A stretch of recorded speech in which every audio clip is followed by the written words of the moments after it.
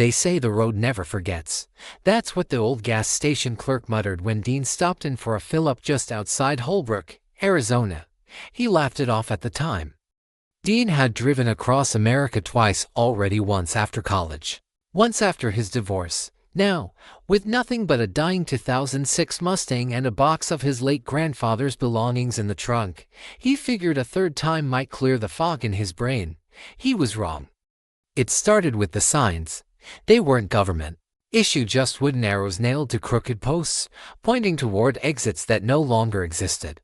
Jericho to 7 miles. Dean hadn't seen Jericho on any map, and Google returned nothing. But the signs kept popping up every few miles, each one freshly painted. When he finally gave in and turned off the main highway, a rusted sign greeted him. On the overgrown road, "Welcome to Jericho, Pop." Zero. Dean smirked. Ghost town, literally. The sky was turning that angry reddish-purple desert hue as he rolled into what remained of Jericho: 5 decaying buildings, a dried-up well, and a church with shattered stained glass. Everything looked abandoned, except there were lights in the general store. He parked and stepped inside. The bell over the door jingled weakly. A man stood behind the counter, polishing a glass jar with a cloth. He was dressed in old, dusty clothes, suspenders, wide-brim hat, leather boots. His skin was pale, but his eyes were far too alert. "Evening," the man said. His voice sounded like boots on gravel.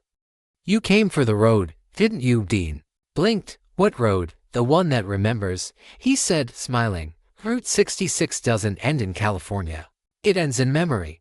And Jericho is the last mile." Dean backed up. "Look, I just came off the main." The man cut him off. "Your grandfather, Robert Ellison. He came here in 1969. Never left." Dean froze. "How do you know my grandfather?" The man placed the jar down. "Because he asked us to send you back when the time was right." That night, Dean slept in the Mustang outside the church, pistol under his seat. He dreamed of fire, of a road melting underfoot, of screams trapped in a glass jar, and his grandfather sitting in the passenger seat, whispering, "Don't take the turn at the Black Cross." Dean jolted awake. Someone was watching through the fogged windshield.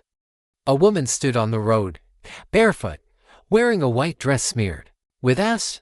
Her mouth was moving, but there was no sound. Her eyes bled dark tears.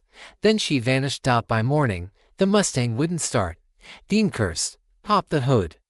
The engine looked like it had aged 50 years overnight, rusted through. Battery cracked. He was stuck. He walked the town, now fully bathed in morning sun. Everything had shifted. The buildings looked newer, intact. The store had its front window fixed. The church was whole again. The sign now read, "Welcome to Jericho, Pop." One. Dean ran, but no matter where he turned, the road led him back to the center of town. He tried walking into the desert, through the brittle brush and cactus fields, but he kept ending up at the same gas pump by the store, which now read 25 cents a gallon. And that's when he heard it, the distant rumble of engines. Dozens, maybe more. Dean followed the sound and saw them, classic cars rolling in from the east, headlights off, windows tinted. They parked neatly in rows near the church. Their drivers emerged, each one dressed like they were from another era, 30s, 50s, 70s. Silent, pale. Ghosts. Dean stumbled back. His heart was hammering. "Welcome to the gathering," came a voice behind him. The old clerk from the store was standing on the church steps. "This is where they all come. The ones who never made it out of Route 66. The hitchhikers, the racers, the lost, the ones who vanished from maps." Dean's voice cracked. "Why am I here?" The clerk tilted his head. "Because your grandfather was the only one who escaped. But part of him stayed behind, and you're the key to pulling it free." Suddenly, the air trembled. A roar of thunder cracked through the sky. But there were no clouds. The ground shook. The church doors burst open, and a figure stepped out. Robert Ellison, his grandfather. "Young, hold." "Dean," he said, eyes soft. Dean took a step forward. "Grandpa, you need to finish what I started." Robert said, "The ghosts are trapped in the last tale I never told. It's buried on the road. You must find the turn with the Black Cross, drive through it, and don't stop no matter what follows you." Suddenly, the cars started revving. Their drivers returned to the wheels. Engines growled like beasts from below the earth. A black 1959 Cadillac screeched to a stop in front of Dean. The door swung open. Empty. Robert's voice echoed, "You'll only get one chance." Dean jumped in. The door slammed shut on its own. The wheel turned by itself, and the car peeled off through the town, roaring down a sudden road that hadn't been there before. The road wound through impossible terrain, craters, cliffs, bridges over nothing. Behind him, the other cars gave chase.